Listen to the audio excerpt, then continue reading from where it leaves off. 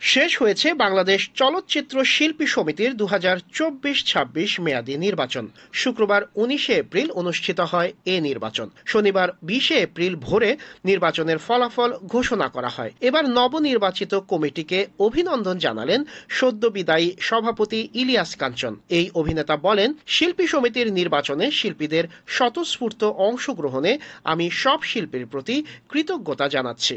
তাদের প্রাণবন্ত উপস্থিতিতে একদিনের জন্য আমাদের প্রাণের জায়গা এফডিসি মুখরিত হয়ে উঠেছিল। আমি বিশ্বাস করি এভাবে শিল্পীদের পদচারণায় আবারও এফডিসি প্রাণ ফিরে পাবে।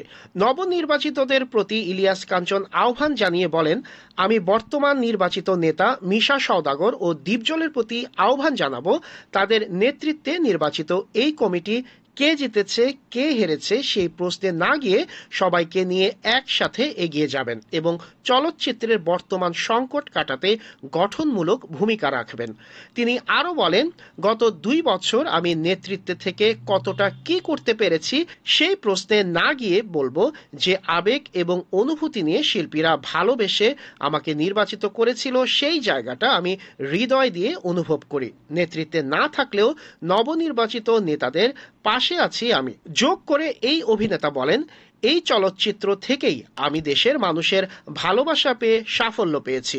তাদের আস্থা অর্জন করতে পেরেছি বলেই একটি সামাজিক আন্দোলন চালিয়ে এদেশের মানুষের কাছাকাছি যেতে পেরেছি। এই আন্দোলনকে এখন তারা নিজের করে নিয়েছে।